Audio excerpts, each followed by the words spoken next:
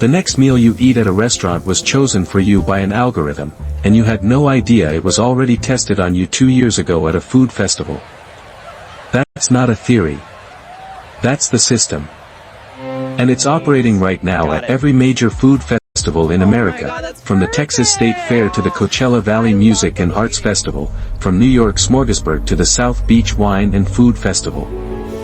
Millions of people show up every year thinking they're simply having fun, eating adventurous food, discovering something new. But what they're actually doing is providing live behavioral data to some of the most powerful artificial intelligence systems the food and restaurant industry has ever built. And when you understand how this machine works, you will never look at a food festival the same way again. Let's start at the beginning, because this story doesn't start with technology. It starts with a problem that has haunted the restaurant industry for over 100 years. Imagine you're the chief executive of a billion-dollar fast food chain. You need to launch a new menu item. Not just any item, one that has to perform in 14,000 locations simultaneously, across every demographic in the country, at exactly the right price point, generating enough repeat purchases to justify the supply chain restructuring it took to get it there. The average cost of developing and launching a single new fast food menu item from concept to national rollout is estimated at anywhere between $75 and $150 million. And the failure rate? Roughly 70% of new restaurant menu items are discontinued within their first 12 months. 70%. That means for every Chicken McNugget that became a cultural institution, there are at least 2 items you've already forgotten that quietly disappeared from the menu board forever.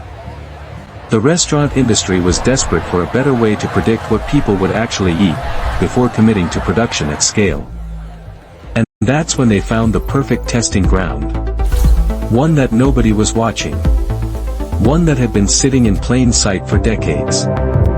The food festival. Now, here's what makes food festivals extraordinary data environments, and this is the part that almost nobody talks about. A food festival is not just a party. It is one of the most behaviorally transparent consumer environments on Earth. Think about it. Every person who walks through those gates has self-selected. They have already proven they are food curious, willing to pay a premium, open to experimentation, and highly motivated by novelty. They are not the resistant consumer that marketers have to push. They are the early adopter, the tastemaker, the exact demographic profile that determines whether a food trend goes mainstream or dies at the margins. And unlike a restaurant, where a customer might order the same burger they always get out of habit, a food festival strips away familiarity. People are actively looking for something they've never tried. Which means the data you collect at a food festival is not ordinary consumer data. It's leading-edge behavioral signal. It tells you not just what people are eating today, but what they are willing to eat tomorrow. But that's not the craziest part. The real infrastructure behind all of this only became possible in the last 6 years, because that's when artificial intelligence became sophisticated enough to process what food festival behavior actually means. Here's how the system works, and when you see it laid out clearly, the elegance of it is almost unsettling. Major food and beverage companies now deploy what are essentially behavioral intelligence teams at the largest food festivals in the United States. These aren't people standing around with clipboards.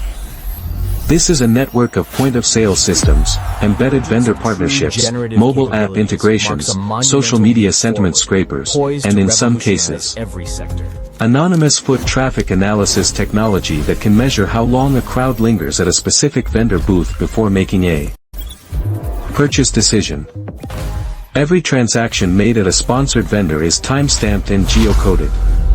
Every item sold is logged against the demographic profile attached to the payment method used. And if you purchased your ticket through a festival app, connected your social media, or even just used your credit card, your age range, location history, and purchasing patterns are already part of the model before you take your first bite. Now consider the scale of this. The State Fair of Texas alone draws over 2 million visitors every single year. The Newport Jazz and Food Festival, Lollapalooza, Bottle Rock, Austin City Limits, Taste of Chicago. These events collectively represent tens of millions of consumer touch points annually. All of them funneling behavioral data back into predictive AI systems run by companies whose names you see every single day on grocery shelves and drive-through menus. And here's the hidden business strategy that makes this so powerful. Food festivals are the only place in American consumer culture where failure is considered entertainment. Let that sink in for a moment. If a fast food chain tests a new product in 3 pilot markets and it fails, that failure becomes a news story. It becomes a signal to competitors. It becomes an embarrassment for the brand. But when that exact same product concept gets tested as a quirky food festival booth item, a limited run experience, a one weekend only vendor, and it underperforms, nobody notices. The data gets collected quietly. The concept gets retired or refined. And the brand walks away with 6 months of consumer intelligence for a fraction of the cost of a formal market research program.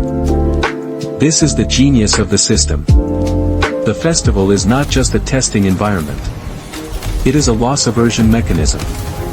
It converts potential failure into invisible learning. Working in a space. But what happened in the last 3 years changed everything at a level that the industry is only beginning to process. Generative AI didn't just improve the analysis of food festival data, it fundamentally changed what companies could do with that data in real time. Before 2022, a food intelligence team might take 6 to 8 weeks to process behavioral data from a major festival and generate actionable insights. Now, AI systems can process purchase velocity, social media sentiment, price sensitivity signals, and demographic clustering from a 3-day food festival while that festival is still happening.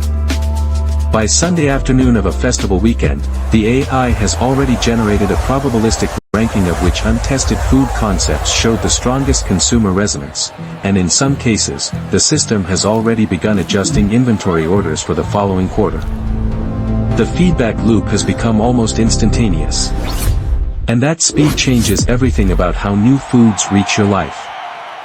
There is